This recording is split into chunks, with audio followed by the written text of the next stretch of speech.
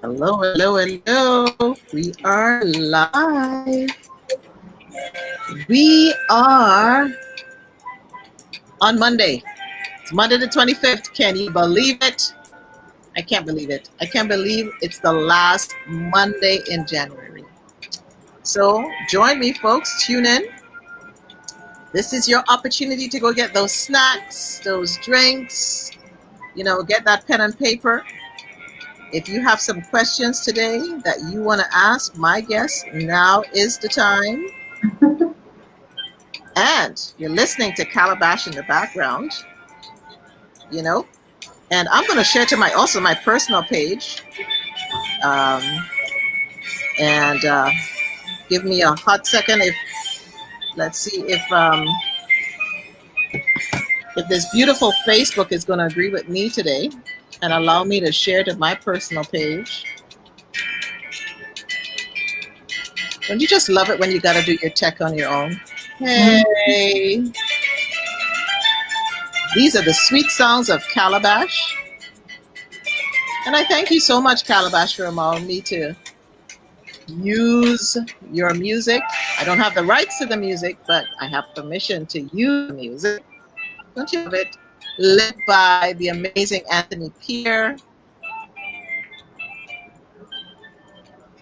You're hearing some, I'm going to list out the musicians with me. I'm going to bring Calabash on here so that you guys can meet Calabash. You need to meet Calabash because they are just an awesome group. So I hope you're getting ready. I hope you're set up. I'm going to low down this music because we don't want to waste any time tonight. And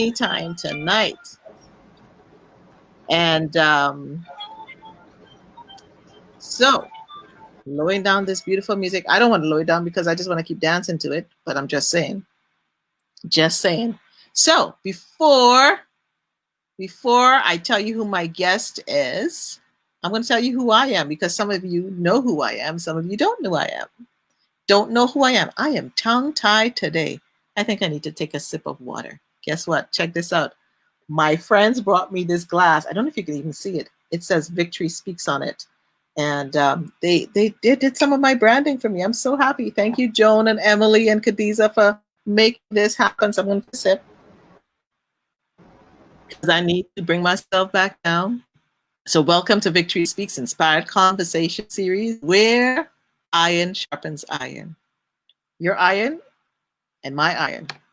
So who's your iron sharpener? I know I have a few in my life. And remember, your iron sharpeners have to be of the same metal and higher quality in order to sharpen you. I'm your host, Nicole Waldron, your voice of victory and mental fitness coach. And I'm on a mission, folks. I'm on a mission to inspire you to live a victorious life because I intend to live a victorious life and I don't want to do it by myself.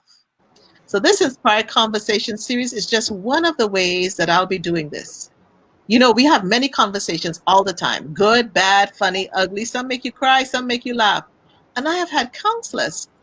See, I am tongue-tied tonight. Inspired conversations with various people doing wonderful work. And I wanted to share them with you. As they say, sharing is caring.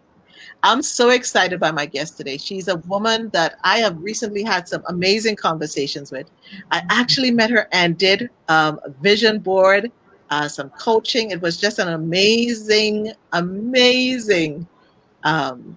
great addition to the day that we sat down on a Saturday and we did it. And I met some amazing women as well. And we got sharpened on how to, sweeten up our vision boards. And for those who didn't know how to do a vision board, she taught us how to do it. So my guest tonight is Kadine Cooper. She's fondly known as Coach K by her clients. She is a career transition coach, job search advisor, networking strategist, and speaker. Now, let me tell you, in these COVID times, in these pandemic times, we need her. Coach K helps professional women design their career brand to land their dream job and earn the compensation that they deserve. Now, let's give it up for that, earning the compensation that we deserve, because sometimes women are underpaid, but did I say that out loud? Yes, I did. Mm-hmm. She has done this for over 16 years and has been helping companies and top talent find and build a mutually rewarding relationship.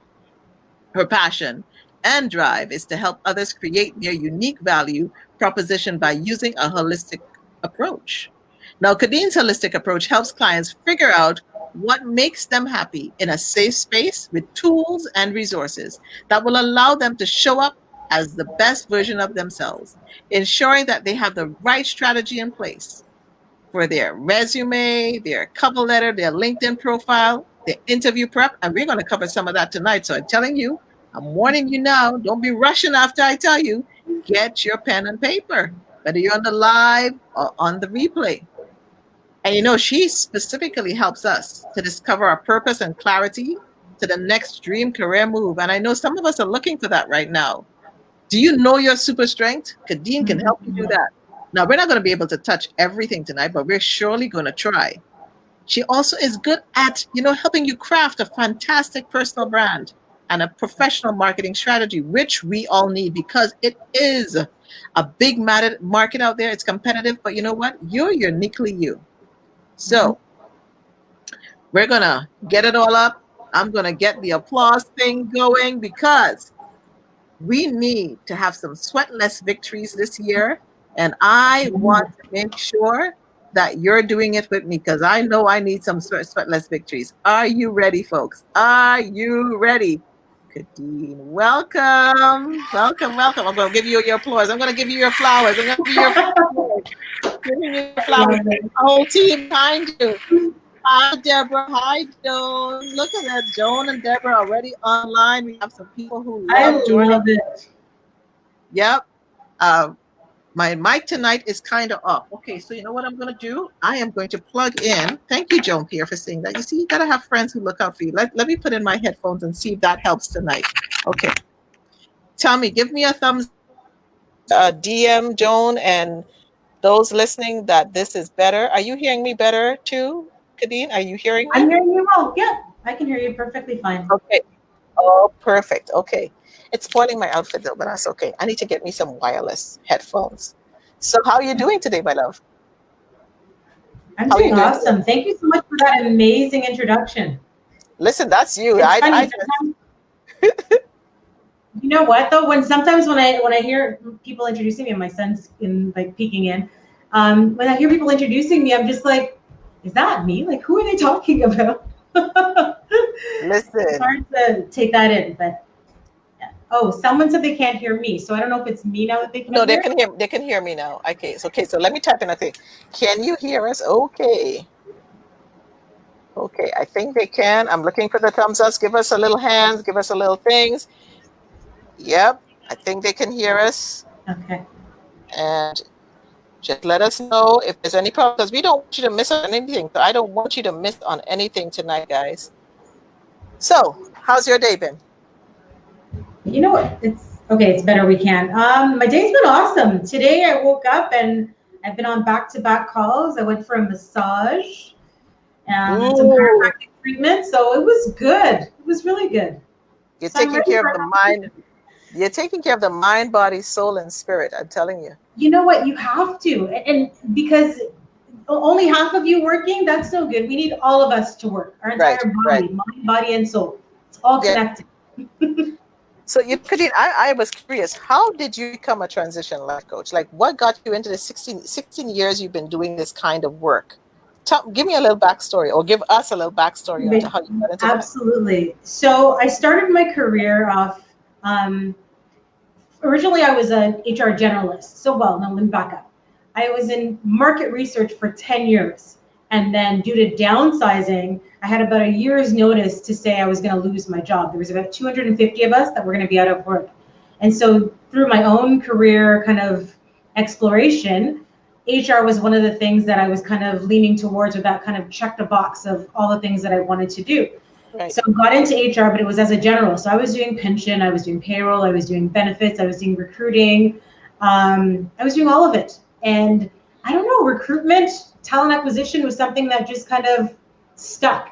And it's true what they say that I don't think anybody really, maybe some people do, but I don't think people really choose to get into the recruiting side of HR, right? You might choose it for the beginning to use as a stepping stone, but I spent 16 years of my career doing it. And about 3 years ago, I would say now, I went on my own kind of personal development journey again, Nicole, and I decided that you're told go to school, get a good education, climb the corporate ladder, make the 6 figures. And I got there, Nicole, and I was like, this is it, because this doesn't feel fulfilling. This didn't feel like what I originally had got into this, industry and this field for. So I left my corporate job, took a step back, went to work for a smaller boutique firm, and they had a career transition pillar, which was what really attracted me to that organization. But timelines weren't allowing us to for me to transition into that section in the organization. So I took a chance. October 18th, 2019, I walked away completely, and I didn't have a backup plan, but I knew I wanted to serve. I knew I wanted to use the knowledge, experience, and expertise that I had gained for 16 years to coach people, to help people to be the best version of themselves, to be able to bring their entire being to work, because that's where you spend 8 hours a day or more, right? So that's kind of how the career transition piece kind of landed, and I'm loving it. It's been a year full-time on my own, and I have no regrets other than, why didn't I start this sooner? I wish I had done it sooner. So you did the P word. You did the P thing. You pivoted. We're all using that, pivoted. And you know what I love? You were able to find perspective in your pivoting. I use the double P.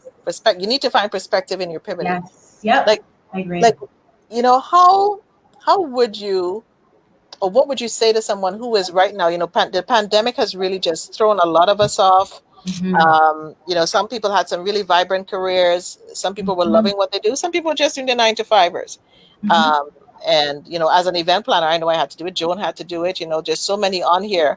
And what were some of the things that you had to sit down and write down to help you figure out what you wanted to do, how to move? How would one pivot in this time? A couple ways. So the first thing is I would figure out my why. What do you want to do? Why do you want to do it, right? And then we figure out how we do it. And sometimes it's unpacking, sometimes it's peeling back some layers to figure out some of those issues or challenges that you might have or disconnects that are going to stop you, or not stop you permanently, but might be a bit of a barrier for you to move forward. So until you peel back those layers and figure out what are your challenges. So I like to start with a SWOT analysis for yourself. So strengths, weaknesses, your opportunities, and your threats. Do that, and then also figure out, okay, what are my motivators? What are my demotivators, right? And what are my non-negotiables? So what kind of lights me up in the morning? And this, I can say, is one of the things that I knew I liked and enjoyed, but I didn't realize that I liked it and enjoyed it this much. The career development, the coaching aspect of it, and helping individuals kind of figure out, okay, this is where I am right now in point A, but how do I get to point B, right? So I was doing the coaching on the side, but loved it, but didn't think ever that I would transition into this space full time. But that's how I would start. I always start with the why. What is your why? What makes you want to get up in the morning? Or if it's your current job, what is it about that current position that you have right now that you love? What about it do you maybe not like so much? And then the non-negotiables, because if there is something that, like I always say, that interviewing and job opportunities are a two-way street, right? It's never, ever one-sided. It's got to check your boxes. The employer's boxes have to be checked as well, right? But yours are equally as important. And if there's any red flags, or if there's anything that's really going to be weighing on your values or your non-negotiables, 9 times out of 10, you won't be happy, or you won't last long in that organization or in that position, because something is going to be off balance there.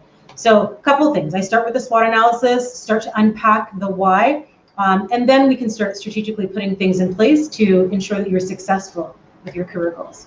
And you know what I love about this? This is something that you can do in every area of your life. Oh, yeah. It is such every area of your life. So some people may not know what a SWOT analysis is: the strengths, weaknesses, opportunities, and threats. Mm-hmm. And then you talked about peeling it back.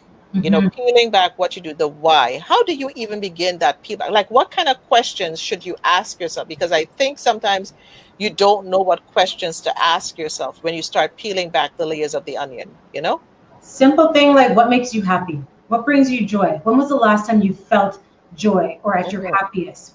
Think back to maybe when you were a child. What was something that you did that you got lost in it? Like you didn't even realize what time it was.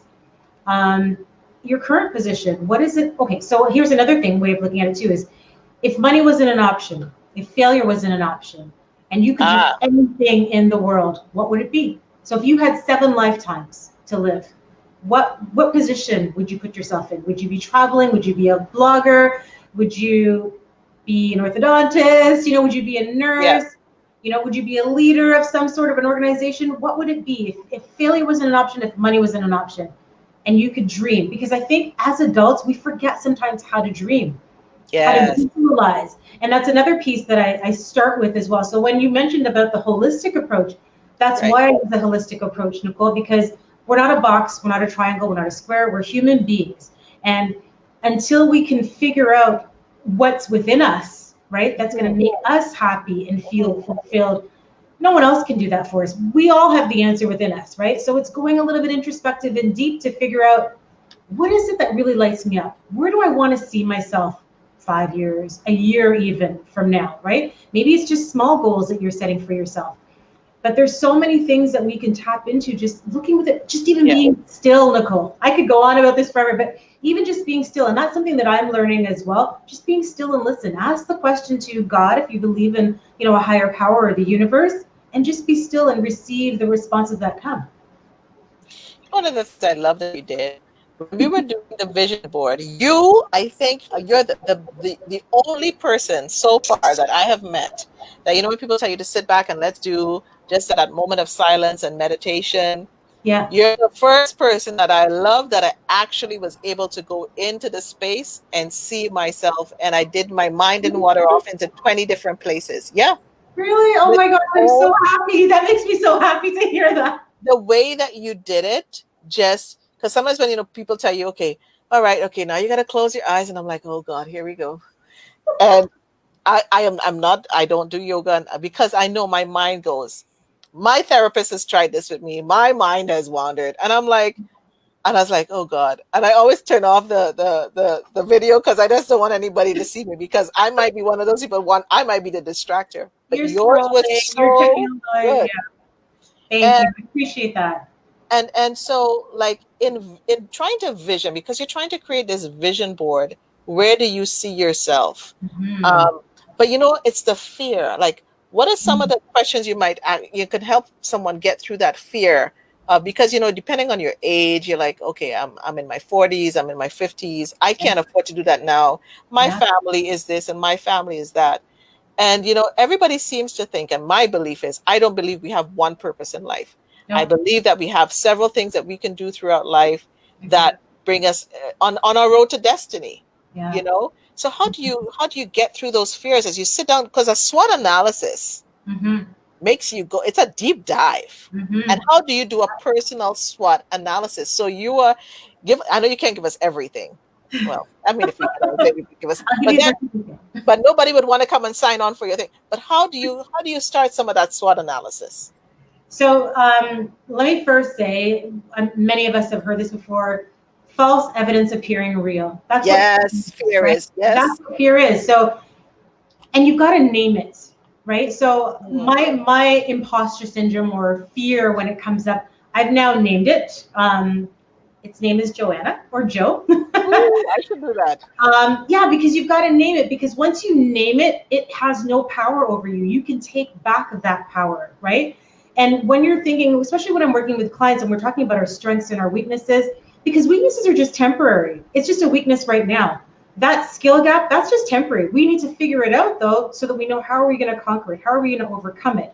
So in terms of breaking it down, I always say have 3 different versions of, let's say, for example, your resume, right? So you have one resume that has everything and anything under the sun that you've done from the time that you started. It could have been 14, 15. From the time that you started working or developing skills. So you have one that has everything, and then you have another one that's kind of like basic, where you can just kind of cherry pick. Okay, I'm applying for this position. These are the kind of transferable skills that they're looking for. I can cherry pick from my master. And then you have another one that's more put together. So as it relates to the SWOT analysis, you have a SWOT analysis that you can cherry pick. Okay, these are the strengths that I've achieved from high school to college or university, right? These are the skills that I've obtained. These are maybe the areas that I'm not as weak in. So maybe technology, maybe it's my communication skills. Mm. So what now can you do? Those are like your opportunities, right? So what now can you do to shrink that gap? What can you do because you can go and take a course. You can go to Toastmasters, right, to learn communication. You can just even interview with friends, family, Right. even ask them, what do they see as a strength for you? When they think about you, what do they see? That's a good one. That's such a good one, Kadine. Somebody was talking about that yesterday. You write down your 3 and then call Kadine and say, Kadine, what do you know about my 3? Because sometimes you're missing something that people are like seeing this greatness in you that you're not even seeing. I know my friends that Joan and Emily do this to me all the time. Nicole, we don't know our blind spot. We don't. And that's why, like, listen, I wish that I had developed the significance or importance of having a coach or a mentor earlier on in my career. I think I would have been like, I probably would have been here 16 years ago. Come on now. Right? Because it's so important to have somebody that's no judgment, that can come alongside you, call you out when you need to be called out, hold you accountable for your goals that you've set and achieved for yourself. Because I'll share with you really quickly, if it hadn't been for my personal coach or mentor, because I do have one myself, calling me out back in November, December, because I quit my job in October, and then November, December kind of got cold feet. And I was like, I think, I got an opportunity to go back to corporate, and I was like, I think I might take it, and I called him, and I think he was in Texas at the time, and I'm like, I was so excited to tell him about this opportunity, and I'm like, you know what, I'll still do coaching, I'll do it on the side, but I think I might take this opportunity. And he listened to me for a while, and he goes, you know what, Kadine, he goes, I'm going to call BS on that. He goes, you can do it. I'm not going to tell you not to do it because I know you have a family, I know you have responsibilities. He goes, so I would never tell you not to do it. If you think this is what you need to do right now, he goes, but I guarantee you 2 to 3 months into that, you're going to be right back here telling me how unhappy, how stuck, and how unfulfilled you feel. He goes, so think about it. Don't just rush into this. He goes, you haven't even given this coaching thing a month or 2 months. He goes, I want to see you go all in. He goes, the Kadine that I know is an all-in type of person. He goes, so go all in, go 110%. He goes, and then if it's not working, maybe then, I know finances or whatever, you might have to go back to full-time working, for corporate or for someone else. Yeah. I was like, okay, I'll think about it. Nicole, I didn't even think about it, I think 24 hours. And I called them and I was like, the next day, and I was like, I declined the offer because it wasn't what I really wanted. I was just getting scared. Again, it's fear, right? Fear. Come on now. You're preaching to the choir. You're preaching to the choir. Can I even do this, right? Who told me that I could be a coach? The 16 years of experience that I had, maybe? Maybe not. Do I need to go get certified? Maybe, maybe not. But these are all the imposter things that someone even told me. I don't think you're ready yet. And in my head, I'm thinking, I got 16 years. You're telling me I'm not ready. What else do I have to do? I've been doing this all the time for somebody else. Yeah, exactly. How could you not be ready? How could I not be ready? But I mean, again, right? It's that imposter syndrome and that self-doubt and how do I show up? What do I say? What do I not say? How much do I share? And he was like, just show up, just help people. And I was like, okay. So I started doing it, Nicole, and a year and a bit now, and I'm loving it. So what you see is what you get with me. I wear my heart on my sleeve, and I'm very transparent and authentic because I had an unmask. I think I was sharing with you when we chatted last week. I had an unmasking in February, and I think that's what kind of led to all of this as well, what kind of spiraled into me being more open and being more free and wanting the same for others as well, because it takes a lot of work to mask who you truly are on a continual basis. Talk about it, Kadine. Right? So we need to live freely. We need to bring our entire being, good, bad, and indifferent, and we're not for everybody, and that's okay too. But those that we are, for our tribe, for our communities that we are for, if you show up as your true and authentic self, so powerful. Because some of the challenges and trials and tribulations that we've gone through in life, it's not for us. It's for somebody else. It's so that we can have compassion, so that we can relate to another human being, so that we can share our story and give others an opportunity to feel encouraged, inspired, and motivated to also do the same. Like, we don't walk alone unless we choose to walk alone, right? So community is so powerful and so important. And that's what I want to create. I want to create that. Just like you're just dropping the nugget bombs, the jewels. As like the quotes are just coming like, shoo, shoo. I'm so sorry. I'm so passionate. I'm such a passionate person. No, but it's good. It's nothing to apologize. Like, if you're listening on the live and the replay and you like what Kadine is showing or saying, please give her some hearts, please give her some loves, show up in your true, authentic self. Yeah. Because sometimes you don't even know what that looks like. Sometimes you even think people are thinking that they don't need a coach. And I think coaching has been underestimated. But guess what? I am learning in this time that when I'm sitting now, like on Clubhouse, and Clubhouse has given us this door. And for those of you who don't know what Clubhouse is, I'll talk about that later. But it's given us this window to hear people who are making it. Even COVID, with because a lot of the speakers are talking, like the Les Browns, the Brian Walshes, the John Max, are giving a lot of free stuff away and Yeah. free coaching. And when you hear who their clients are, Oprah has a coach. This Mm-hmm. one has a coach. Yeah. There's no successful person that doesn't have a coach or a mentor. And a coach and a mentor could be the same things in some places. But I remember someone said the other day, make sure that that person is not a person that you're looking to validate you or just validate you. They have to be able to hold you accountable, whether they're your mentor or a coach, because sometimes we think our friends can be that coach for us, but they sometimes can take you so far Mm-hmm. with the best of intent. Right. So I'm really loving the truth of what you're saying. And if anybody's been shy about having a coach, I'm just telling you, I right now I know I have a coach, and I have more coaches now than I've ever had, and they've been saying, Nicole, just as you said, what are you waiting for? Why aren't you doing the coaching? You're doing it all the time. People are calling you, and you're naturally doing this all the time. Why aren't you doing the thing that you love? Why aren't you producing the TV show that you've always been going back to producing? The fear, Oh, the Nicole, one I minute. didn't know that, so I'm going to hold you accountable for. We're going to talk about that.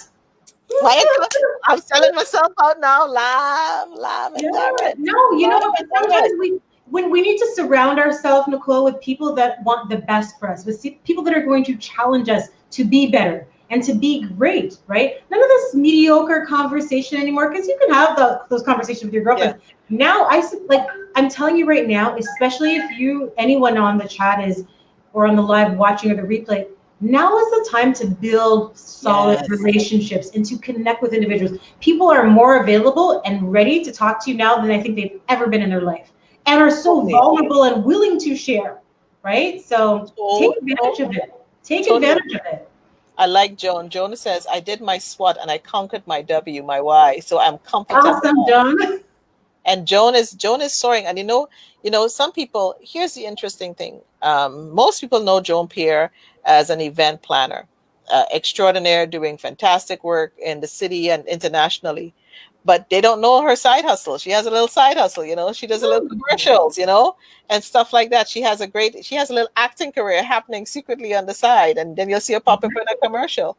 And that reminded me, the other day I was having a conversation with a friend of mine about your passion is your purpose. Mm. And we were on the same page that sometimes people get stuck in, they have to monetize their passion. And we were both saying it's not every passion you monetize. And I think that's where sometimes people get stuck. You are passionate about different things. Some people are passionate about cooking.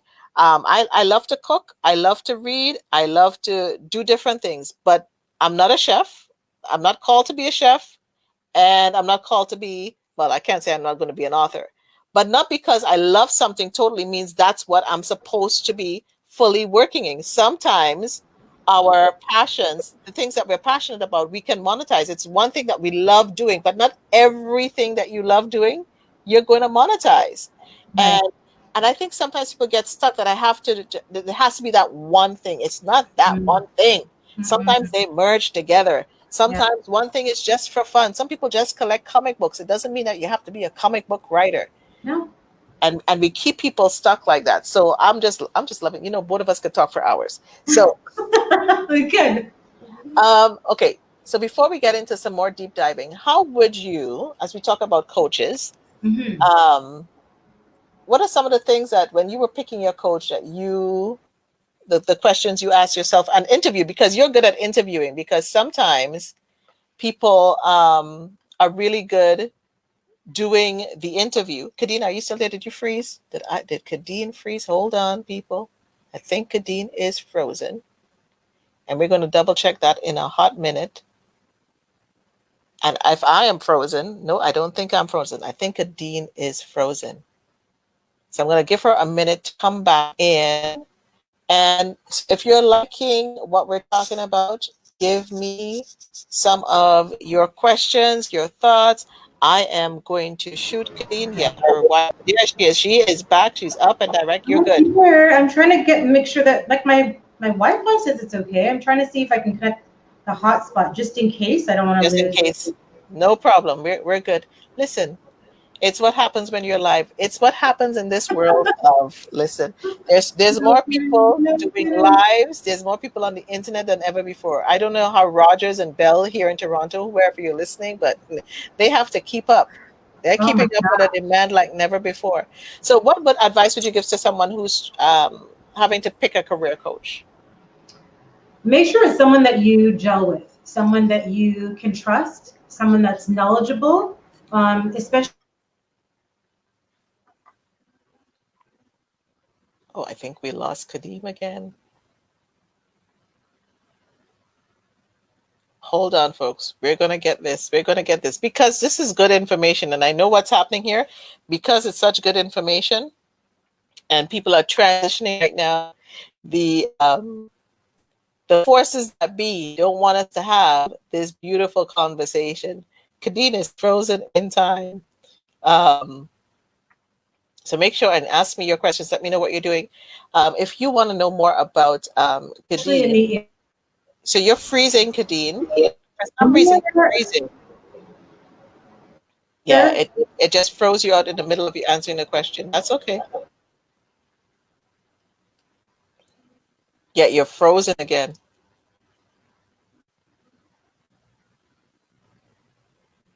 And Kadine is so good. I'm going to tell you, we did a vision board training with Kadine. And I'm also going to show you where you can also find out some more information about Kadine. Kadine, you can find her on Facebook. She's a career coach, K, on Facebook. Follow her on Instagram at careercoach_K. You can find her there as well. And, you know, her website. You can also find her on her website. Okay, I connected to the hotspot. We should be good. Okay. Apologies. That's okay. I'm just like my wife. I better behave now because, hey. Okay, so Kadine, picking your transition coach or your career coach, what would you suggest that we ask that person as we're trying to figure it out? You want to ask them a couple questions. First, you want to ask them about their knowledge and expertise in the area that you're trying to get into. You want to ask them about their testimonials that they might have. So client wins that they've had that are successful. And not every client win is necessarily getting them to get a job or land a job. I know a lot of coaches plan or, you know, say, oh, I can get you a job in 30 days. I don't profess to do that because I don't know what you're going to say in that interview. All I can do is train you, coach you, and equip you with the right tools and resources to be successful, right? And for me, it's more about helping you to show up as your true and authentic and to source out those opportunities. Right.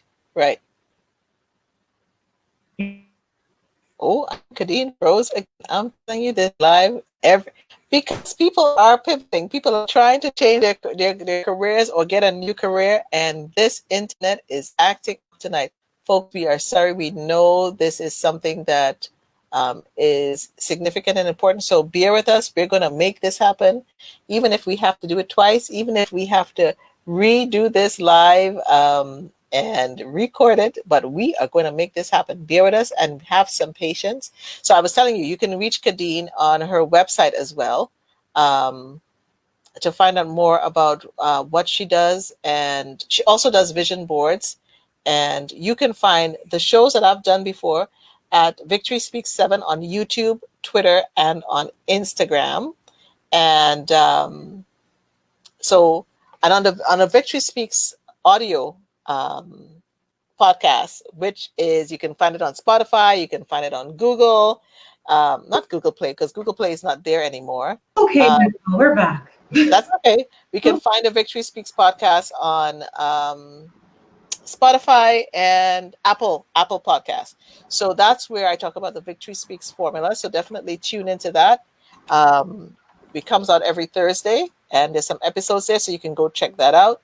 And you can check out past interviews on the Victory Speaks YouTube page and also on the Victory Speaks Facebook page. So thank you for tuning in on the live and on the replay. My guest today is the amazing career transition coach, Kadine Cooper, and we are now in the part of the conversation we're talking about how do you pick that career transition coach, and then we're going to get into some other stuff. So keep on coming, ask your questions, let me know what's happening.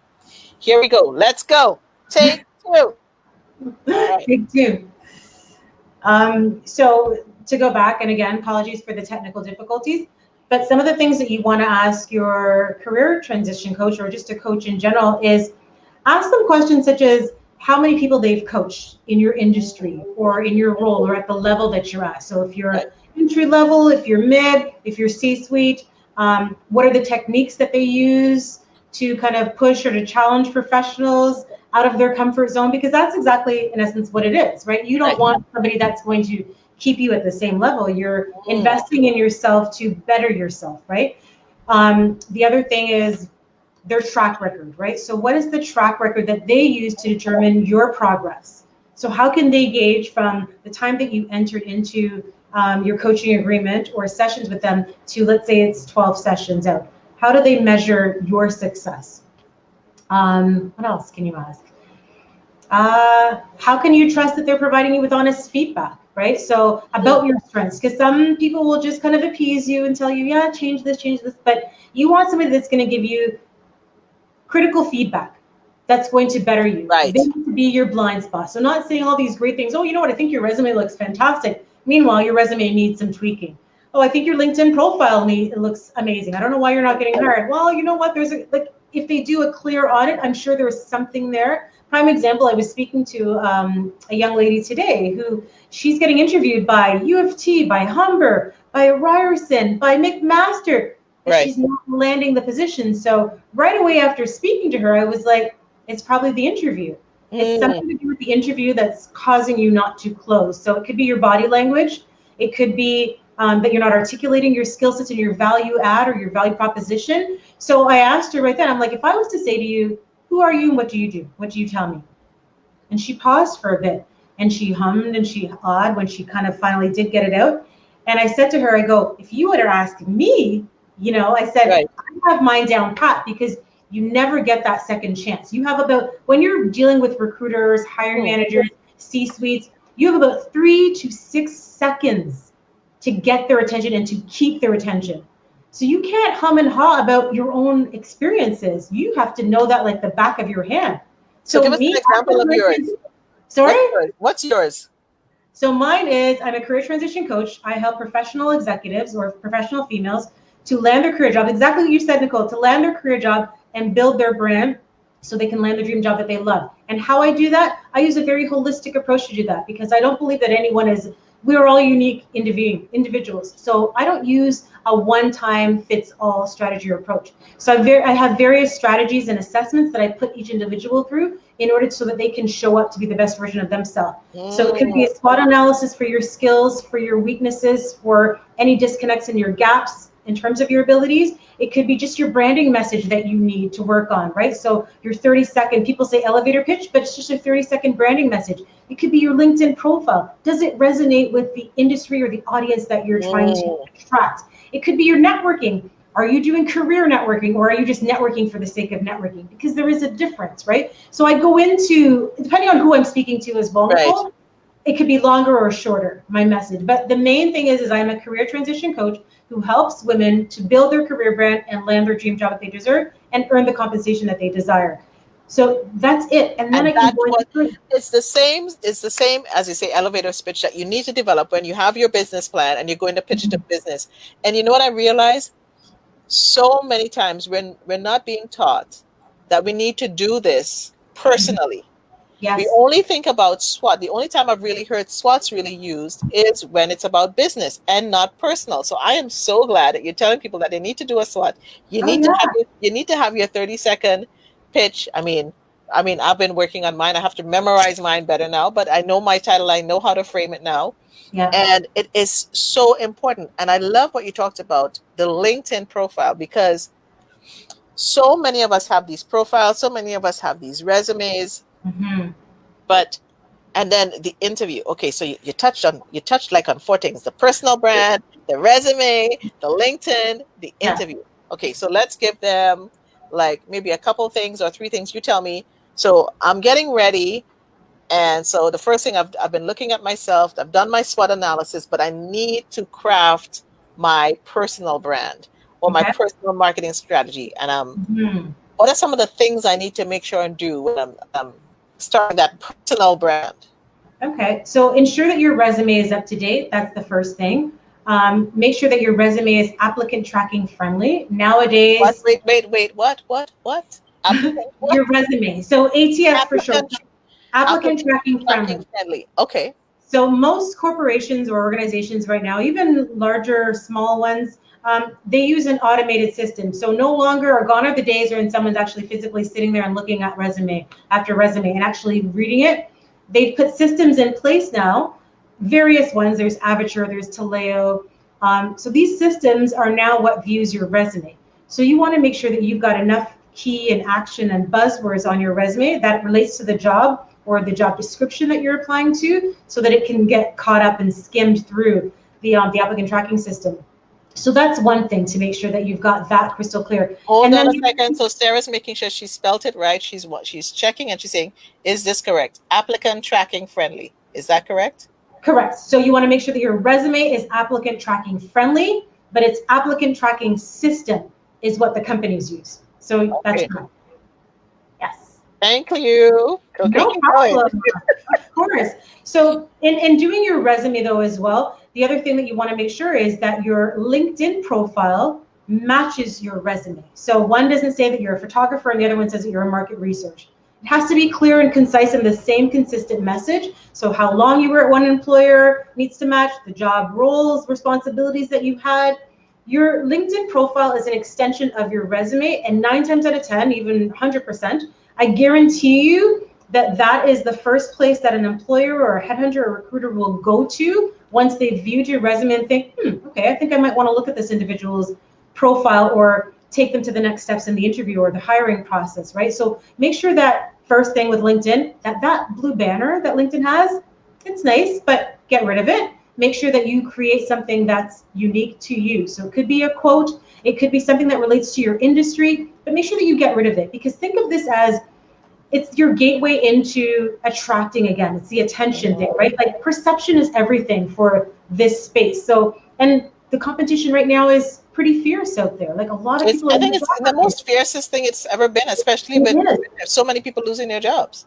So think in terms of what is going to make you unique, what's going to make you stand out and make you appealing to the eye. So I had a networking event that I hosted, and one of my because I have an extensive HR network, so I got some of my HR friends to come and network with some of my clients, right, to give them real-time feedback. And one of the things that one of the recruiters said was, make sure that your resume is easily down, like it's not even on download. So as soon as, like if it's on Indeed, which I highly recommend if you're in the job market, you have a viewable resume on Indeed. So it's not something that I have to download. Because think about it, I'm looking at resume after resume after resume. Average resume, 250 per job posting. Do you think I really have time to click and download your resume? No. The time it's going to take me to do that, I could have already looked at 5, right? So you want to make sure that it's easy and accessible to them. And the other thing too is your LinkedIn. A lot of individuals, I think, there's a misconception that your LinkedIn profile, especially whether you're employed or not, it belongs to the employer. No, it doesn't. This is your brand. Right. This is you. Now, if the organization has a beautiful banner, sure, use it, put it up. But the profile speaks to who you are as a unique professional, not the organization. So make sure that your accomplishments are there, that you have recommendations that show your credibility for the work that you have done. Your about section is finished. And LinkedIn kind of guides you. They will tell you when your profile is at an all-star level, right? Which is what you aspire to get it to, especially if you're putting yourself out there in the job market. So you asked me to touch on a couple of things: the resume, LinkedIn, interviewing, was it? I'm trying to remember. On the thing on the LinkedIn, what should you not? So if you're looking for a job, because you can use your LinkedIn. Okay, so 2 questions. What really should you use your LinkedIn for, and what should you not do on LinkedIn? So let's start with what should you really use your LinkedIn for? What's the best thing to use your LinkedIn for? So your LinkedIn is networking. Your LinkedIn is your branding, profile, persona. It's who you want the external world to see as a professional. That's what LinkedIn is like your professional Facebook. Right. Okay. That's a great way of saying it. Yeah. So the things that you don't want to put on there are personal things like, well, let me clarify that, because a lot of people are getting very personal on LinkedIn right now, and it's perfectly fine. I actually welcome it, and I think more professionals, especially C-suite and higher, need to show that vulnerability and that authenticity in themselves, rather than just being stiff and professional. But when I say the things that you shouldn't put on there, anything that's, for me personally, political, that shows political side one way or the other, no one really needs to hear that or see that. I don't think that's a platform for it. That's my personal opinion. If you've got cats and dogs and stuff, that's great. But is that showing who you are as a professional, or is that showing who you are as a human being behind the scenes, right? So it's a professional platform. Share content, share things that speak to who you are and things that you believe in. So your aspirations, your goal, an article that you read that might be relevant to your industry, or I'm seeing a lot of articles going up there, Kadine. I'm seeing a lot of people putting articles, and it's really telling you what they're into. That's a big one. Yeah. And politics is fine. Don't get me wrong. Political, because I mean, I've chimed in when people have put things on there. But would I go out of my way to find an article on politics? I'm not a politician. I don't really fancy politicians or politics, I should say. It's not really my jam. It's not my space. I'm more to educate and find something that's going to be motivating and inspiring to those that come to my page. I want you to find something new. So I'll share advice and tips on networking, on your resume, on your branding persona. I'm doing a talk tomorrow, actually, on the power of language, and the language that we use and how we use it. Where's the talk? To yourself, and how it's going to be on LinkedIn tomorrow. Is it LinkedIn Live? Okay, can anybody join in? Anybody, oh yeah, and there'll be replays too. So if you're not able to join tomorrow at 11 o'clock, you can just go on my LinkedIn page and you'll see the replay. It'll be there. And it's going to be an awesome talk, because it's how do we speak about ourselves to others? Ooh. How do we speak to others about our skill sets and our qualifications? Are we proud when we say it? Are we confident? I was speaking to a lovely young lady today, and she was and I'm like, and I can't wait to talk to her again to coach her on that, because I know she's got it. I know she can do the job, but the hesitation and the doubt makes me hesitant and doubting to present her in front of one of my clients, right? Because it's a reflection. She's not ready. She's not ready. She's not ready. And this is one of the things that a coach can help you with, to get ready. And I think people, here's the thing. Whether you have the job or you don't have the job, you always need to be ready, because you never know when you may want to go for a different job or a different project. Because, and anybody listening on the live, on the replay, let me tell you, this is not about just getting, even if you're self-employed or you're looking for contracts, you're looking to be a consultant, this applies to everybody. This is information on. This is information anybody, because if you sometimes you have to go and pitch to get sponsorship. So even if you're self-employed, how are you pitching? So how are you speaking about yourself? Why are they going to believe you? And when people are looking for sponsorship, let's just say, or they're looking to fund you, the government or wherever you're going for your funding for a corporation, they're going to your LinkedIn profile to check you out. They're going to your social media platforms to see what are you posting, how controversial you are, because it's their brand being linked to you, their brand. So your brand could be you as a person, personally and professionally. So sometimes people just, they may see a topic or a heading and say, oh, I don't need this. Yeah, you do. Especially this one. Especially this one. I'm just saying. You're absolutely right. And you know what? I agree with you 100% about being ready, because I think if nothing else that this pandemic has shown us is that we're all replaceable, and things can happen at the drop of a hat. None of us were expecting this pandemic. None of us were expecting to be unemployed, laid off.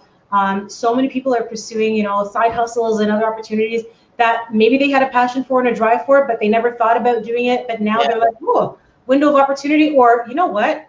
I just lost my job. I need another stream of income, right? Or I'm seeing what other things happening to other people. I do have a job. I feel secure right now, but I think I'm going to look into having another stream of income. So I'm telling you right now, if I can give anybody any piece of advice or information, it's do this for yourself, that introspective work, that personal development work. You cannot fail if you invest in yourself. You can't. There's just no way that you can, right? You can't fail if you invest in yourself. Keep going, Kadine. You're just dropping it. You're just dropping it. Because there's no way that you can invest in yourself and not reap the benefits of it, right? So take the time, and I've been saying to so many people that if you didn't use 2020 as a time to work on yourself, even just to be still, then it's been such a shame. But it's not too late to start using this time right now to do it. Hence why I ended 2020 with that vision board session, because I wanted to hopefully help individuals to, remove whatever was not serving them in 2020 and go into 2020 afresh and anew with what was serving them and do more of that. And I'm actually thinking of hosting another one, Nicole, because I've been getting a lot of people requesting it. Listen, it was so good. And you know what I loved about what you did too? It wasn't long, and it could have been longer, sure.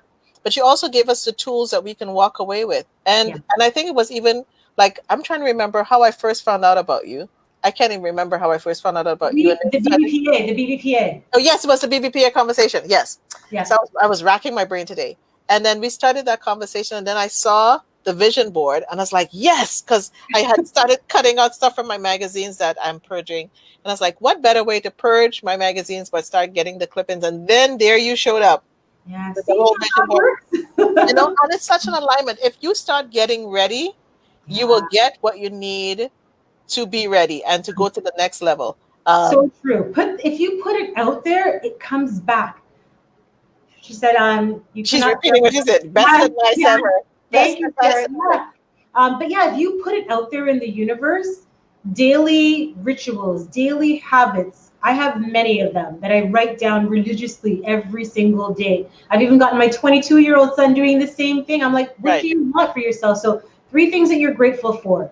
3 things that would make today amazing. And then I am affirmation. So I am powerful. I am mighty. I am strong. I am a child of God. I am enough. I am anything. I am inspirational.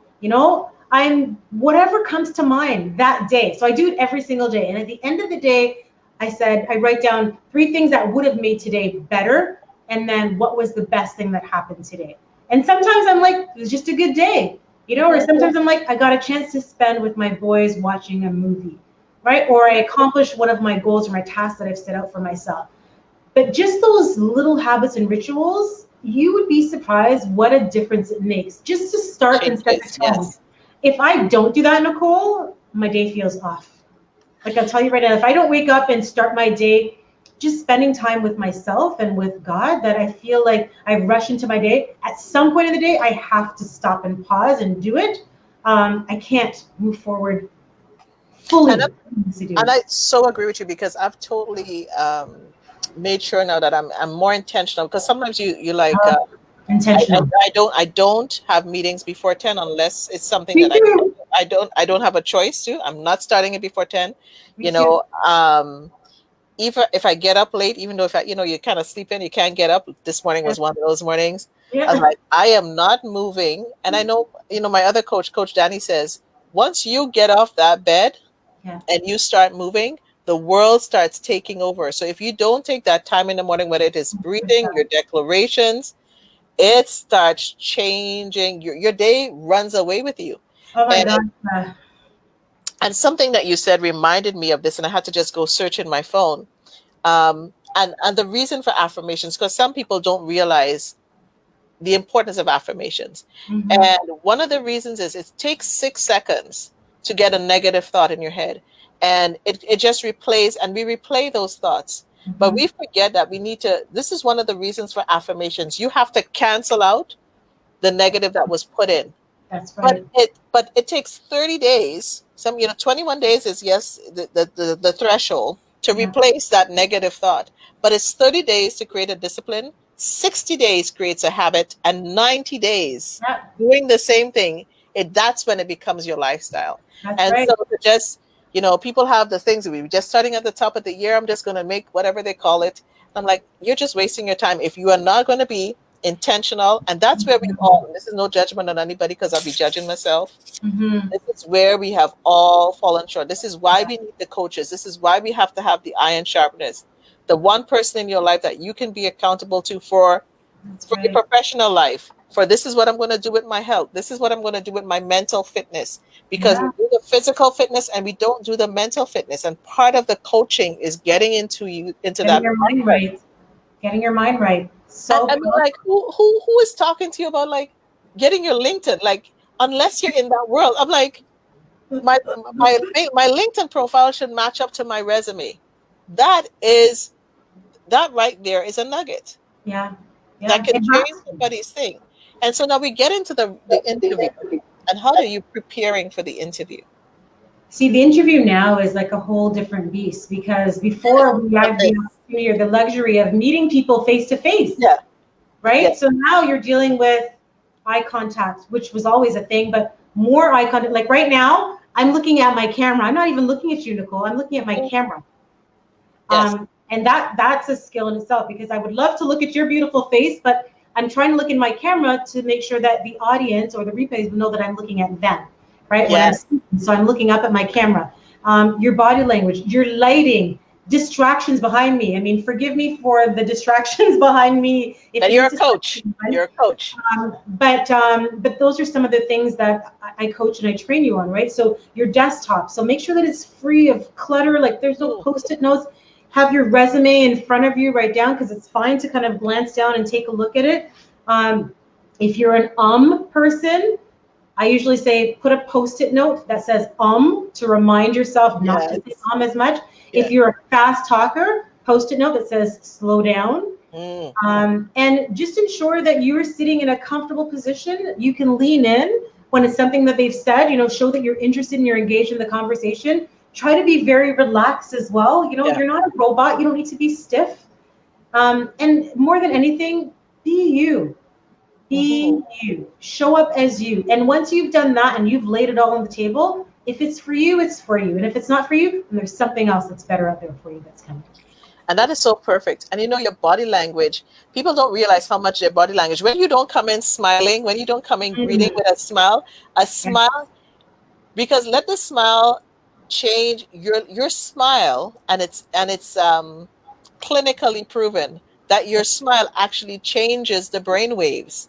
So Mm-hmm. smile. You need it for yourself. Even if you don't like the people in front of you, you're scared beyond measure, Yeah. your smile changes that structure. Whatever they want Even to if it's over the phone, Nicole, even if it's over the phone, your smile comes huge. through that phone, right? So, and one of the things that I always say too is before you go into either an in-person or a video interview is put on that Wonder Woman pose.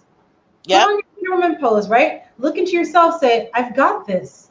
I'm confident, I'm powerful, I'm smart, I'm intelligent, I'm bright. Psych yourself up. You don't And want you to be know what? overly psyched Go, and cocky, but so psych go yourself back to the list. Go back to the list because you talked about, what did those three people tell you? What did that person tell you about yourself? Go back to your exactly. list and say, oh yeah, this is because some days you may not wake up feeling the best, right? True. But you got to dress up. I dressed up to come meet you. I'm like, I'm coming to meet Kadine. I don't care what Kadine is wearing. Kadine could be coming in a garbage bag. I really don't care. But I am coming to meet Kadine. When I'm Showing up. showing up for my interview, even if it's on the phone, Yeah. I am not. It changes how you show up. It change your energy Totally transmits. does. It totally does. And you've been invited. Think of it this way too. Ooh. You've been invited to interview, to show them who you are, to show them why you, right? So you want to show up as your Mhm, best mhm, self, right? And mhm. so don't your resume spoke to get you in the door. Your pitch and your speak and your confidence is what is going to get you actually in the door, right? Physically in the door to work for this employer. Think of employers, they have a problem and you are the solution, right? So I am what the is it solution that to you your problem. yeah, what can I do for you? Yeah, What yeah. problem do you have that I can solve? Okay, you've got this problem. Here's how I can solve them. Based on my knowledge, my experience, and my expertise, this is what I can do for you. And that's why me. And it's the same thing. You're so tapping into it. It's the same thing if you're going to get a sponsor or something. I Mm-hmm. am solving a problem to you. You have to figure out what that company needs and why they need you. And you're Exactly. filling that niche. So I start thinking about, because you do the strategic job search plan. Mm-hmm. Just a couple, and I know we went to the interview first, but now I know how to prepare for the interview, but I need to find that job. Yeah. And not just, yes, I may have this need now. I may need to just get the money and I don't care. But if I really want to be strategic right now, what are some of the things that I should really be thinking about as I look for a job? Because I have to interview that company. I have to Mm-hmm. assess that company as well. Mm-hmm. And sometimes we forget that company has to be assessed as well. So how do I do that strategically? First, start with your research. Mm, That's 101 right there. So research, I always say you should have at least 5 companies that you're interested or targeting, right? And hopefully they're from the same or similar industry, so it's easier to do the market research. mhm. But what is the market saying right now, right? Start looking for Oh, Kadine froze again. I'm telling you, people need this conversation that's happening today because we are pivoting and we are preparing to, get the jobs that we need, go into the careers that we need, whether you're self-employed or employed. I know it's a time where it's just really hard for everybody. And it's building up that courage to put yourself on the market again. And I got Kadine back. So she's back. Yay. I'm back. Okay. So I was sharing with you about the job strategies. And Yes. so I was saying, at least have maybe about 5 types of companies that you're Mhm. interested in. Do your research on those organizations. Follow the influencers within that organization. So it could be the Mm, ones that are in the C-suite. It could be the top recruiter or director, and start connecting with them and asking them for exploratory conversations. How have they pivoted during COVID? What do they see the challenges of the organization moving forward, right? Liking and sharing their content and making yourself viewed as the subject matter expert or industry expert, right? So if you see an article, share it on LinkedIn, paraphrase it, summarize it, and share it, right? Like and share their that's content as good. well. That's The good. more visible you are on that platform as well, and remember, this is your professional Facebook. So the more visible you are in a professional realm and light, it can't go against you. It always goes for you because they're going to be like, oh, I see that you're, and even when you don't think people are watching, they're watching. They're watching. They're watching. They're secretly watching and saying, "Oh, okay, I noticed a lot of." You might get a lot of likes in a while for a while, and then you'll get some commenting, right? And the commenting is what you want. So don't be afraid to research. Do your research. Um, Reconnect with either individuals that are either in a job or doing the job that you want to get into. Connect with maybe their head recruiter or HR professional director, or even go higher, the C-suite. Like, don't be afraid to reach out to everyone. Someone eventually will kind of Right. take you up on an offer. And like I said, now is a time when individuals are willing to connect and are open to connect with you. So do it. Take the time and advantage right now and figure out. But the research is key, right? Because when you research, you can see a little bit of the insights into the organization, how they pivoted, how they're growing or not growing, what their challenges are, who their competitors are. So you can have a very intellectual conversation with them when you're asking them, and always have at least minimum 3 questions that you want to ask them. And Okay. always think about it as it's a two-way street, right? So you're interviewing them, but also see if you can go in with some value add. And that's why the research is so key, right? Because you want to be able to give value at the end of the day. I love that. What is an example of a question that you would probably ask in an interview to the employer? Because they always say, okay, do you have any questions for us? And you're like, duh. And you might be afraid to ask the questions. Liberty says, shoot shots. When you think people aren't watching, they're watching. That's for sure. Oh Yeah, yeah, that's for sure, everybody's Liberty. watching. And perception is everything right now, right? Perception is everything. Unfortunately or fortunately, it's Mm-hmm. how we're perceived, right, in this digital space. But there's many questions that you can ask. And I always say go in at least with 5. 9 times out of 10, maybe 3 of them might be asked. Right. But my biggest one that I always want to ask is, why is this position open? Is it that there's been Uh, some growth in the company? Is it whoa. somebody's left the organization? What are the challenges that you are currently having? Who does this person report into? And how big is the team? What are the main objectives that you see this Mm, person looking to fill in 30, 60, 90 days? How soon will I hear a response back from you? Is this an immediate opening, or are you just kind of testing the waters right now to see what the mhm. market is saying? Like, don't be afraid to ask any questions. And again, like I said, it's you also looking for red flags, because this could be your home, right? This could be your employer that you're going to be working with. So you want to make sure that you get all your questions and doubts out of the way. So when you sign that contract offer, you're confident that you're signing something that you've done your due diligence and your homework to ensure that it's the right opportunity for you. Why is this position open? Yeah. It's such a drop the mic question. One of the reasons also being is I'm laughing to myself. I'm just thinking of, you wanted to work with that company, they're doing what you want to do, and you're like, yes, that position's open. And little bit you know that, yeah, they don't treat their staff well. Oh, the bosses or whatever. Oh, there's some racist stuff happening there. Oh, they don't Mhm. pay on time. And like how you're trying to navigate. And so you have to really listen to what they say and they don't That's say. right. That's Oh right, my Nicole. God, that's Well, good. That's listen, good. that's one of the hugest things that I coach on. And more importantly, it's doing the research, right? It's figuring out Glassdoor. And you have to take it with a grain of salt, right? Because some employers or some employees, sorry, won't say great things about their employees, but Yeah. people typically don't leave their employer, they leave their boss.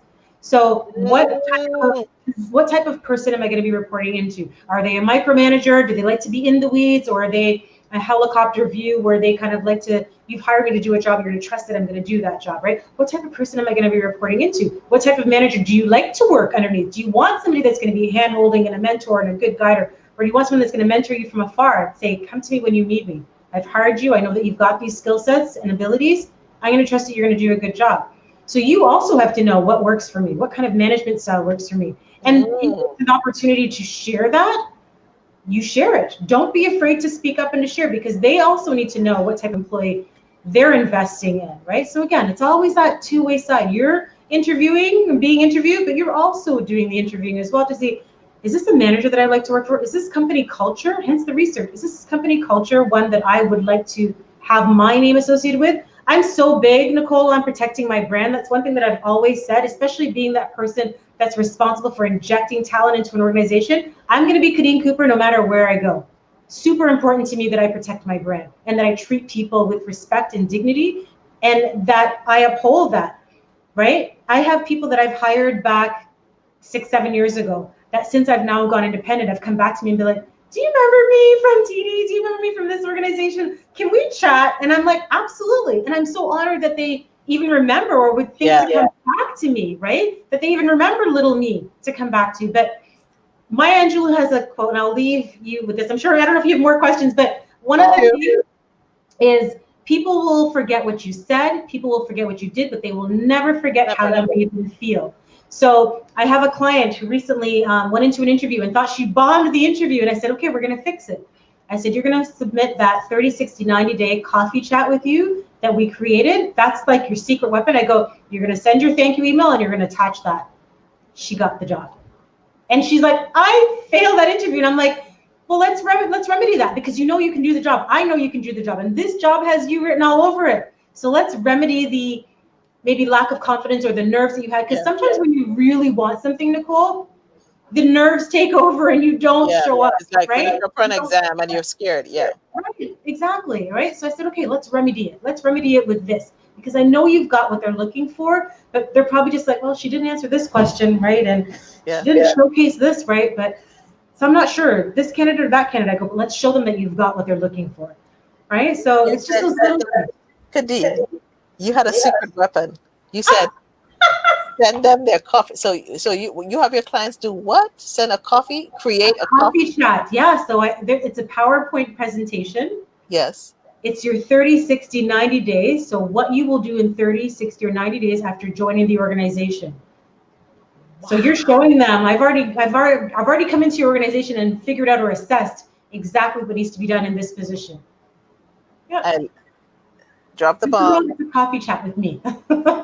This I've got many of them, Nicole. Depends on the person. This, people, is why you need a transition career close. And I think it's for so many things, because your career, you're even going, whether you're going self-employed or whatever you're looking for. This is good. Okay, here's a thing. You talk about salary because you want us to get the salary that we deserve. Yes. But that's kind of like the kind of thing, like sometimes you're kind of afraid to ask, how do you do this negotiation piece? Like, what are some of the tips? I know you can't tell us everything, but what are some tips in the negotiating that salary? So the first thing is to know what the market is right now. What is the market paying for the average entry-level position or even mid-level? how many years of experience do you have? What can you bring to the table? Know what their kind of bandwidth, salary grade or bandwidth is. And I always say go somewhere in the middle. But ensure that that middle is like your bottom line, right? So you have to know what your bottom line is and ensure that they can surpass it. And I always say, ask for like $5,000 more, roughly, right? 3 to 5 grand more than where you currently are right now, because you're trying to scale and level up. You don't want to stay where you're at unless it was a very unhealthy or toxic environment you're trying to flee, but you're always looking to level up, right? So always look to aim for at least that middle of their salary rate, but I always say aim higher, because you never know, they might meet you exactly where you want them to. Okay, folks, you know, if you have any questions that we haven't touched, now's your time to ask those questions, because I've been pulling some of the nuggets out of Kadine. And Kadine, we're not done yet, but I'm just letting you know, I'm just so grateful that you're here. If you're tuning in live and on the replay, and it's COVID time, it's pandemic time, whenever you're listening to this, there's always a time in your life where you're pivoting. And so, as I say, pivot with perspective. Don't just pivot in fear. Don't let the false dance scare you away from what you need to do. That's right. But this is why January has been very strategic in who I chose to be on the show. I wanted people, you know, how we enter this new year is very significant for me, and I think it's significant for others, because we don't even know what tomorrow brings right now. And it's that preparation meets purpose. It's that piece where you talked about, you know, as you prepare now, you won't fail. And the only way you will really fail is if you don't now go on the next step. So you've done the education or you've done the courses, but who's going to help you get there? Do you need a coach? Do you need a friend? If you can't afford a coach, go look up what coaches are doing. Some coaches are getting free resources right now. Don't miss the mark. Listen, I offer free 30 minutes. It's just a conversation. And I can certainly drop a little bit more gems as I'm speaking to you individually, because it's specific to you and your current challenges or your needs. So it's 30 minutes, but someone once told me, they're like, Kadine, why are you doing 30 minutes? That can change someone's life. And I'm like, that's okay. I'm here to serve. I'm here to provide with any tools and knowledges and resources, because this is what I would have wanted. So I want to provide what I didn't have. The support that I didn't have as I was coming up in my career. I wish I had someone to kind of guide me and show me and mentor me and just help me along the way. But now that I have the knowledge and the expertise in this space, if I can share, or I've always said, if I can do something that's going to help you and benefit you, then I'm going to share it with you. Whatever you do with the information, that's entirely up to you. But I'm going to share it, whether it's, you know, to do with your career, your life. Life is a little bit dicey. I try to stay away from people because that's different. But in terms of career, because of the insights that I have, I'm happy to share.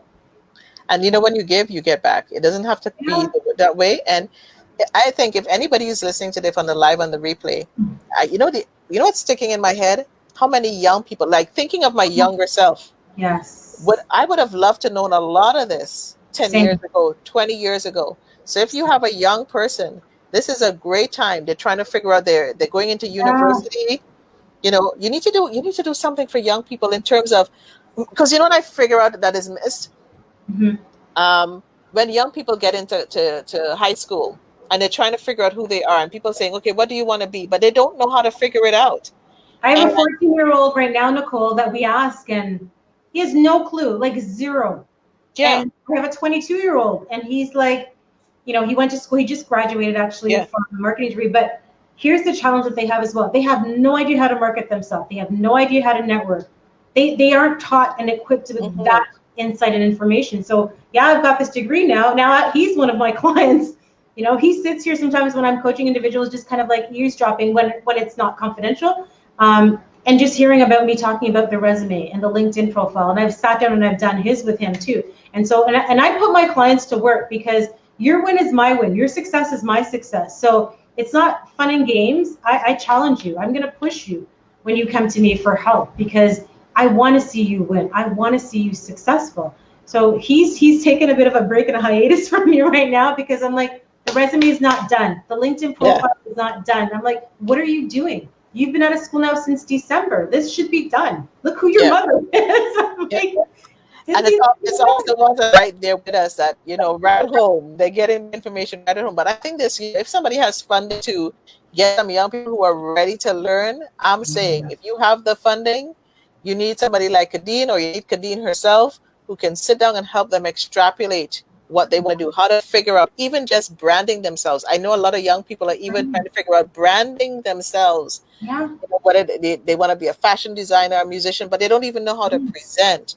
This is so good. Even just having that list of questions. Kadine, you're just like this genie in a bottle.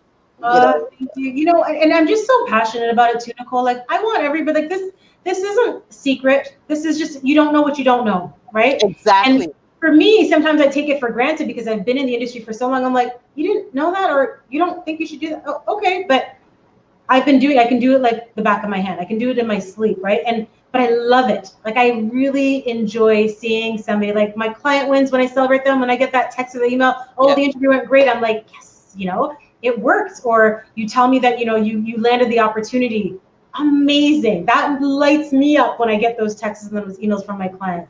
Because I know that how hard you've worked, right? I know how hard you've worked to get here. Or I know what you were like when you came in all deflated and no confidence, and then to see you show up the way I know you can show up, but because you haven't been getting interviews and you're submitting resumes and nothing's happening.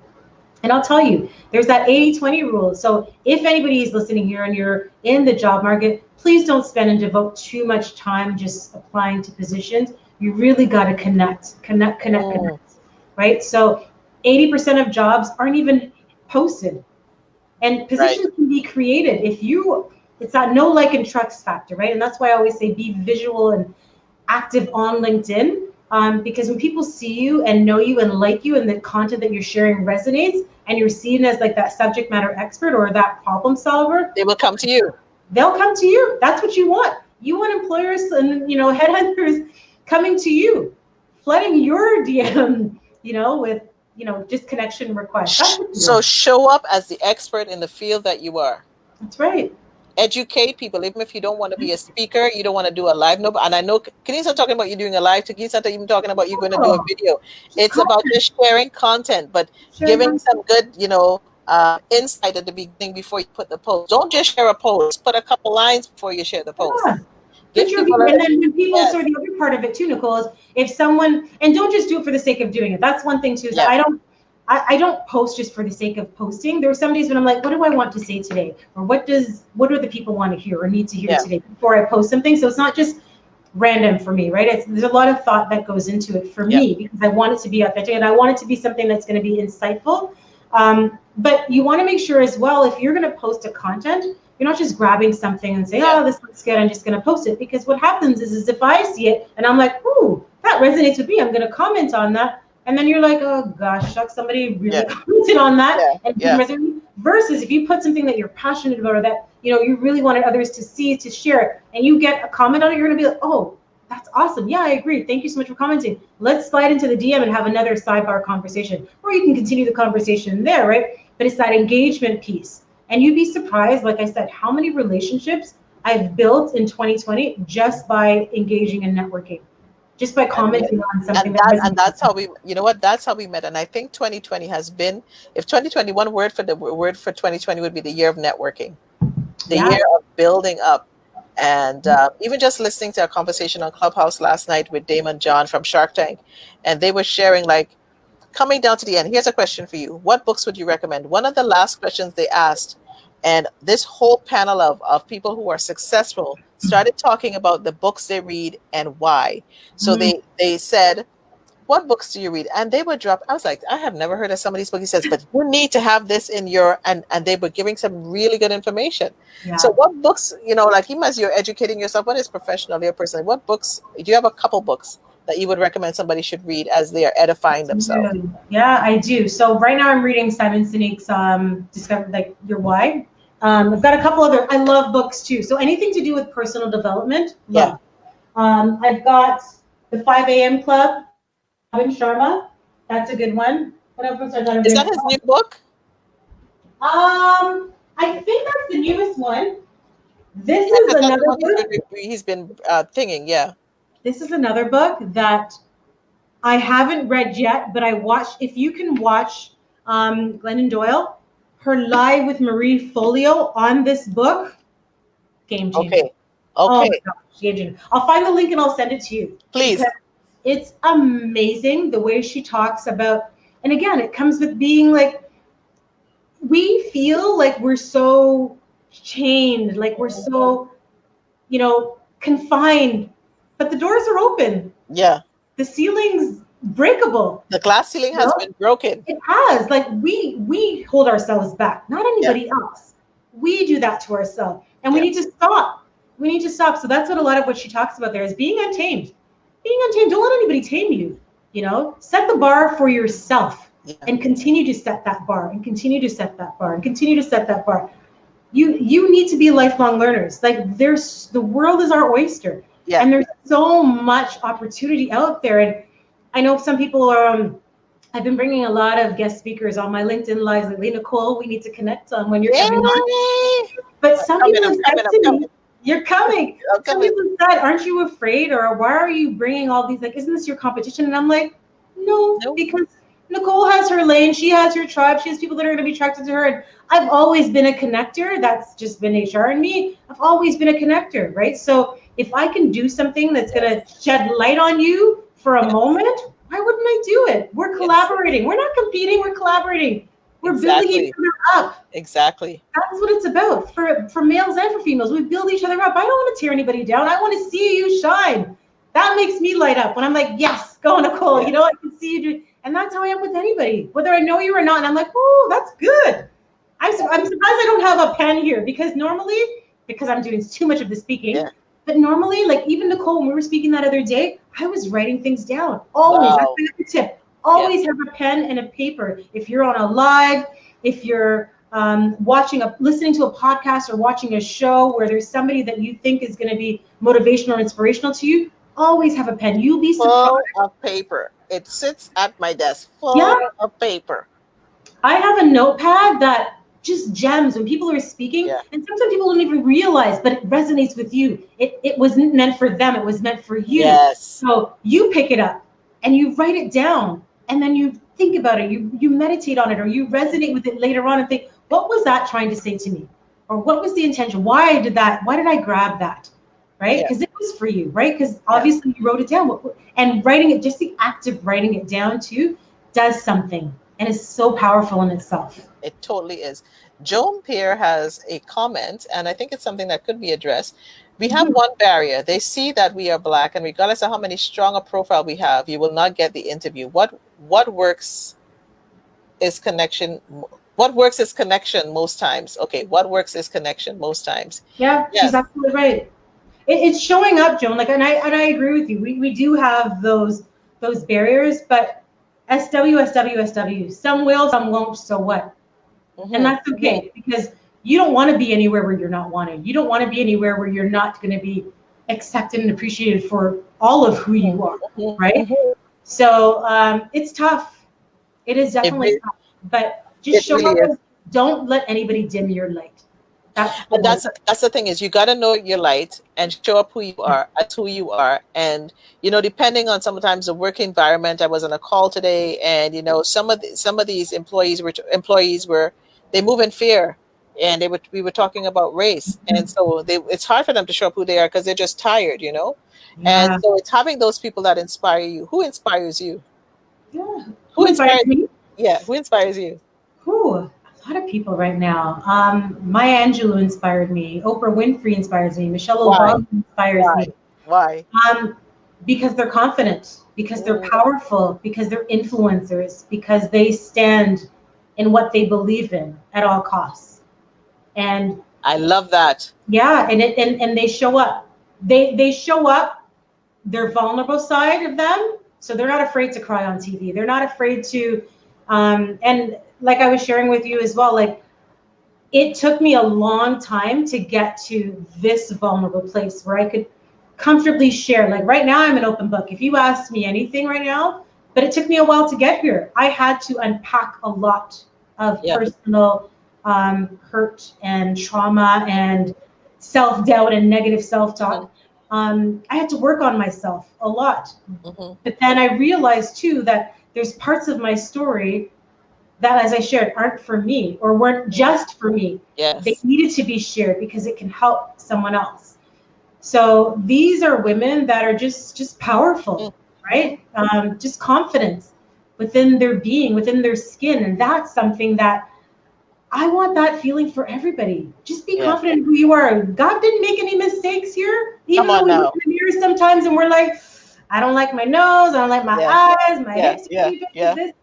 But you know what? He didn't make any mistakes. You are exactly who you're supposed to be. And one thing that I'll never forget that my cousin told me once when I was younger, she was like, you know, Kadine, she goes, and I was sharing some things about her that I regret this and I wish I had done this. She goes, don't ever let me hear you say you regret anything. She goes, because at that point in your life, that's exactly what you were supposed to be doing. But that's exactly what you wanted. She goes, so learn from it and move on, but don't ever regret it. And I was like, you do better when you know better. And if you didn't know better at the time, you made that decision for where you were.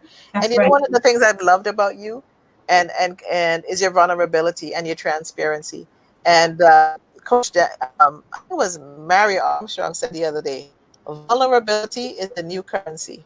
Yes, you shared that with me the other day. Yeah. Vulnerability is the new currency. Oh, Sarah's dropping some will, some won't, so what? SW. Yeah. Everyone loves that one. Yes, it's true. It's true. We're not for everybody, but that's okay. But it took me a long time, Sarah, to get to that point where I felt comfortable in my own skin to say, okay, I'm not for everybody. And I'm going to stop trying to please and trying to be for everybody because it's okay. And vulnerability, that too took time for me to get to this point. And I think I shared with you, Joan, that it wasn't until, well, it'll be February the 8th, was the first day that I publicly shared some of my personal challenges that I have. And I'm going to be doing a whole month on that and that unveiling and what that felt like to just unmask finally and to feel free and feel light.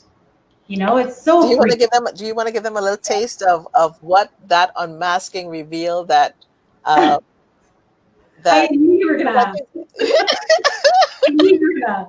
No, you know what? I don't mind because as someone who has dealt with postpartum depression, mental health issues like anxiety after having my two youngest sons, I masked it for 14 years. I hid it. I didn't want anybody to know. In my professional life, I was afraid that if I disclosed that part, that it would impact promotions or I would have to be demoted or take a step down from where I had worked so hard to get to. My personal life with my husband, seeing me go through that dark period. But nobody knew. A lot of my friends and family didn't know. And why? Because I masked it. I hid it. But I held an event in February last year, and that's why February is going to be so significant to me to kind of go full circle back to it because I'm still here sharing and unmasking. That's where I publicly shared for the first time the mental health challenges that I experienced, right? And if anybody on here that doesn't define who I am, doesn't define who you are. That's just part of me. This is a challenge that I've dealt with. But what switched for me was radically accepting that that's just part of me, right? And I have good days and I have bad days. I have days when I'm on cloud nine and I have days when I'm like, you know what, I need to be still and I need to listen to myself and set the right boundaries for myself, right? And to protect my energy because I'm such a giving person that I would run out of energy, but I would keep going until I actually hit the wall, which is in his drawer. In his drawer. Sorry, my son, they're looking for their cell phone. I hide them sometimes. Your cell phone's upstairs in your drawer. Mommy's on live. And I'm on live. Sorry about that. That's so okay. The door means nothing when it's closed. And I've said it before I came in here. But no, I was sharing that when I was at that event, I started to share, for the first time about some of the challenges that I had been experiencing. And afterwards, family, some friends came through, they're like, you seem so confident in someone. You've been doing so good for yourself. And I'm like, yeah, because that's what I wanted you to think. I would mask it because I didn't want anybody to know that I was weak, that I was having these challenges. But then I would go home and I would cry, or I'd be like in bed for like a week. I couldn't move because I would work myself up. But after doing that, Nicole, so light. I felt like a weight had been lifted off of me.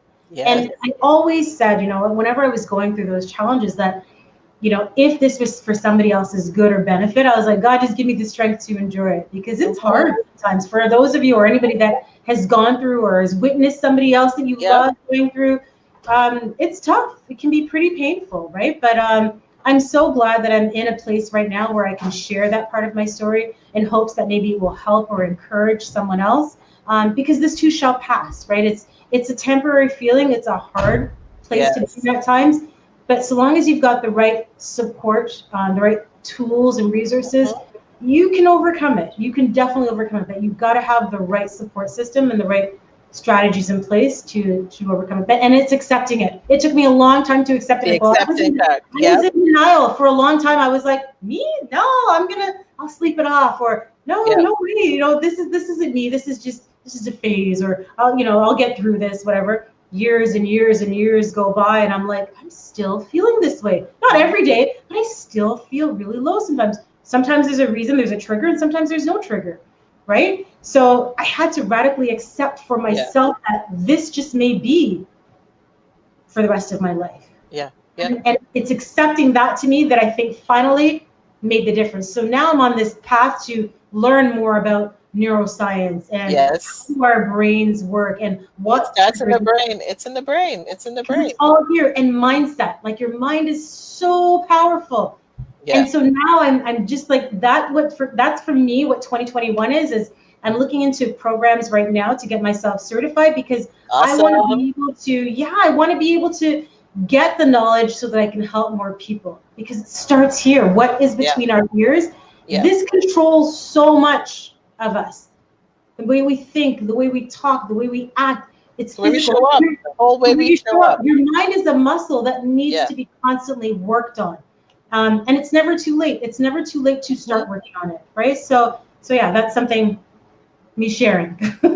And I thank you. As I say, I thank you for being vulnerable, because you know what? So many people are experiencing different types of anxiety and different types of, and it's depression, especially now with COVID, with the pandemic and the isolation and the changing and losing loved ones and all the different things. We can call them all out.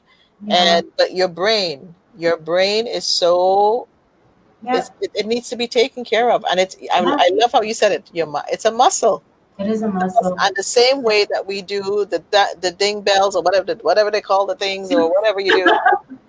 Lifting weights. You've got to work on your mind. Your mindset too. Even just something simple as washing your hands and being mindful of how that water feels against your skin. Eating and being mindful of the food coming into your mouth and how does it feel and taste, right? And just being still for a moment. I feel like for the longest time, and I just realized this the other day when I was reading an article, Nicole, for the longest time, I think I was just taking shallow breaths. It's now that I'm actually breathing, that I'm actually taking breaths. Before, you breathe because we're alive, but are you really taking deep breaths? Like that's huge. Huge to just take a deep breath and to release it. And something that I do as well in the mornings too, I'll say, I'm inhaling love, prosperity, abundance, happiness, joy, and I'm releasing anxiety, depression, depression, frustration, whatever is negative. I'm releasing that, but I'm taking in the love, the joy, the peace, releasing depression, anxiety, stress, frustration. Right, and I do that like 3 or 4 times. I have a couple of different rituals that I do in the morning that just to get me going and to set me in the right frame of mind. So.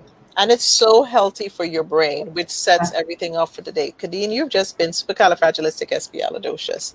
And I just want to encourage people. Like, I remember listening to Dr. Cindy Trim, and she was talking about the power of one. Do one thing differently. Daily. Sometimes we're trying to do, we make this long to-do list, but start with one. It's the law of 1%. And then you did 1% today, and then The next day you do another one. And when you add another one, that actually became 2. By the end of the year, even if Yeah. you just did one thing, you did 52 new things. Listen, and celebrate those small wins along the way, because that's what is going to continue to encourage you to keep going. Keep going, keep going. Even when you fall Exactly. back, keep going. Just keep going. Get up and keep going. So long as you don't stop moving in the direction towards what you want, your goals, your aspirations, and your dreams, you're fine. Just keep going.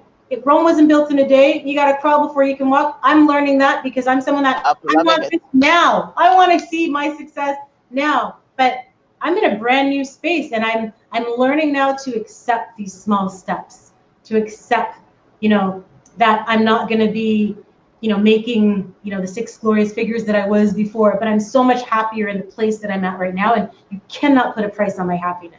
So I'm at peace. I love it. loving You this place. cannot put a price on my happiness. And I think that's sometimes what we have to remember. Not to Yeah. put a price on our happiness that, we're intentionally happy. And some people have it easier than others. And this is not to undermine what anybody is going through, because trust me, today was one of those days for me where my happiness was trying to be stolen. My joy was trying to be stolen at every which way a Sunday that I could lurk. And I go, what did I have forward? I said, oh my God, this conversation with Kadine. Because you know what I've recognized too? Sometimes when I'm about to do something really good, like Mondays, I mean, if you're prayer warriors out there, Mondays, please pray for me, because Okay. whenever you're going to have a really good conversation, even just like how your internet was freezing to me, I said, sit Yes. down, buddy. To me, I knew that was a sign of how good this conversation was. For those on the live and on the replay, I thank you for joining in. I thank you for tuning in. Sarah, Joan, Liberty, everybody who has been interacting, Kathy Grant, Deborah Wright, all of you have tuned in. And, Sarah's here every week, and I can't wait to have her on here. Sarah, I'm coming for you. I'm telling you, next month, I'm going to be sending you a DM after this, because I need you next month. It's February. It's Black History Month. And Black History is not just about Black history, but it's our history, Yes. And Sarah says, what an amazing conversation.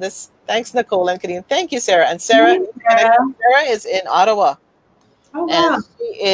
she's another califragisticexpialidocious person. I love that. And I just want to say to everyone who's been tuned in and listening, I really appreciate you. I really do not take for granted the time that you have taken to spend with us this evening. And if you want to follow Kadine, you can find her. And I've been putting it up all night. I'm going to put it back on screen here. We have her on. I'm my own tech person, people. We have her on Instagram, career coach _K. We have her on Facebook, career coach K. And let me see. Do I have your website, careercoachk.com. So go visit Kadine, find out all about her.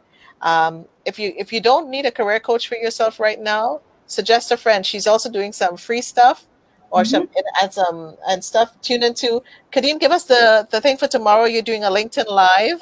Yes, so I'm doing a LinkedIn Live tomorrow at 11 with Regina Carey. And the talk is, bear with me one moment. I just want to get it right for you. Language is powerful. So talking about what do we say about ourselves to others. Listen, I got to make sure whatever I have at 11 tomorrow, I'm changing it up, because, the show is called Victory Speaks. My whole company is called Victory Speaks. So language is important to me. So I am going to be tuned in. You can watch the replay just in case. If you don't make it, if you can't jiggle things around, Nicole. I want to be right all up in your Kool-Aid. Okay, good. Sarah says, this show is vitamin for my soul. Sarah, that's so beautiful. Thank you. Thank you, Sarah. Thank you, Sarah. I truly hope that there was something that you could take away that resonated with you. Thanks, Joan. Yeah, something that resonated with you. And I'm happy to connect and have conversations. Like I said, if I can help in any way, shape, or form, whether it's for you personally or someone in your network that you think could use some support, please have them reach out to me. Thank you so much, Kadine. And as we wind down today, just remember you can listen to the Victory Speaks podcast on not Google. I keep saying Google. Why do I keep saying Google? Because Google Play no longer is around, but it is on Apple and it is on Spotify. So that's where I talk about the Victory Speaks formula, how to live a victorious lifestyle. You can subscribe to the Victory Speaks YouTube channel. Follow me on YouTube. Yeah, I'm on YouTube now. And all the past interviews of 2020 are up there now, and we'll be uploading this one as well. And follow me on Instagram and on Twitter at Victory Speaks 7. For those of you on Facebook, you know the Victory Speaks page is Victory Speaks 77. So I thank you so much for tuning in and taking the time. And I encourage you to be intentional and have an inspired conversation. If not tonight, tomorrow, you've been a witness to one today with someone you love or somebody you just met. You never know how it can enhance that person's life or even enhance your life. Sometimes a conversation just starts with a smile. You can just start with being able to just really stop and listen to what people are saying and what they're not saying. This is a time when we have stopped being pen pals. I was talking to someone the other day. You remember when you had pen pals and used to write letters? When last did you write a letter to someone? Not just an email, but wrote that letter and put it in the mail with a stamp.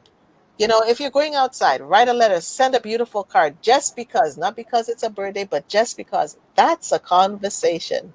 We all need to be called to a more meaningful conversations with each other. And I leave you with a quote today. One act of kindness in a moment can change and save someone's life. Be a part of the kindness revolution. Let's work on that this year. This year, let us work towards the fulfillment of our own personal goals. Let us remember to lift each other up and support one another. As together, we can be stronger. We can be united. This year, let us be intentional to be kinder, to be truly loving to each other this year as we walk in the fulfillment of our own destinies.